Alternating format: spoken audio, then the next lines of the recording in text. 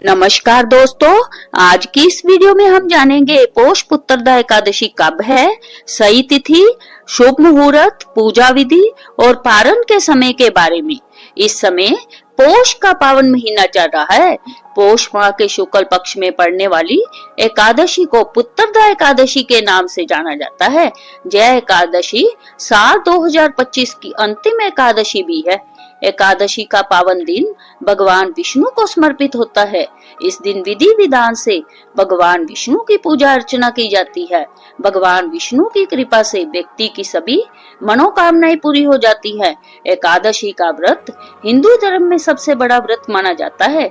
धार्मिक मान्यताओं के अनुसार एकादशी व्रत का फल व्यक्ति को उसकी मृत्यु के बाद भी मिलता है। आइए जानते हैं एकादशी व्रत कब रखा जाएगा और शुभ मुहूर्त के बारे में। एकादशी तिथि प्रारंभ होगी 30 दिसंबर 2025 को सुबह 7:50 पर। एकादशी तिथि समाप्त होगी 31 दिसंबर 2025 को सुबह 5 बजे। पोष पुत्रदा एकादशी तिथि का मान इस बार 2 दिन रहेगा, जिस वजह से इस बार 2 दिन व्रत रखा जाएगा। जब एकादशी तिथि 2 दिनों में पड़ती है, तब ऐसी मान्यता है कि गृहस्थ पहले दिन और संत वैष्णव दूसरे दिन व्रत रखते हैं।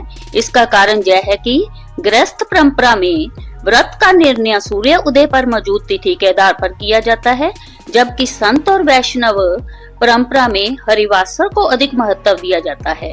जब पहले दिन एकादशी तिथि रात में शुरू होती है और दूसरे दिन हरिवासर पूरा होता है, तब संत दूसरे दिन व्रत करते हैं। इसी वजह से ऐसी स्थिति में एकादशी 2 दिन मानी जाती है। गृहस्थ जन 30 दिसंबर को व्रत रखेंगे तो संत वैष्णव 31 दिसंबर को व्रत रखेंगे। 30 दिसंबर को व्रत रखने वाले 31 दिसंबर को पारण करेंगे।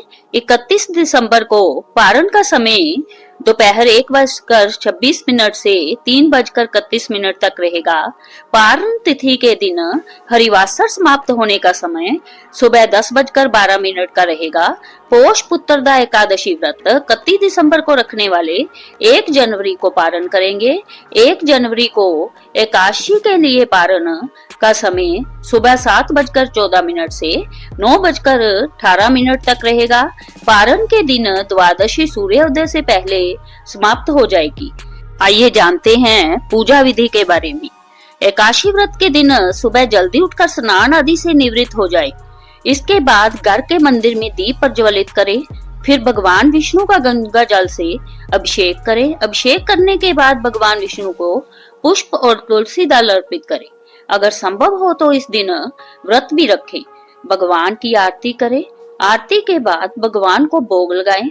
इस बात का विशेष ध्यान रखें कि भगवान को सिर्फ सात्विक चीजों का भोग लगाया जाता है। भगवान विष्णु के भोग में तुलसी को जरूर शामिल करें। ऐसा माना जाता है कि बिना तुलसी के भगवान विष्णु भोग ग्रहण नहीं करते हैं। इस पावन दिन भगवान विष्णु के साथ ही माता लक्ष्मी की पूजा भी करें।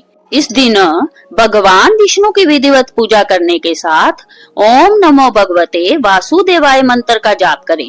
इसके अलावा विष्णु चालीसा और विष्णु सहस्त्र नाम का पाठ करें। इससे विशेष पुण्य की प्राप्ति होती है। शास्त्रों के अनुसार इस एकादशी के महत्व का वर्णन स्वयं भगवान श्री कृष्ण ने किया है। मान्यता है कि इस दिन व्रत रखने से व्यक्ति अपने समस्त पापों से मुक्त हो जाता है और उसकी सभी इच्छाएं पूर्ण होती है। विशेष रूप से जिन दंपतियों को संतान सुख की प्राप्ति नहीं हुई है, उनके लिए यह व्रत अत्यंत फलदायी माना जाता है। फिलहाल बस इतना ही। मिलते हैं अगली वीडियो में।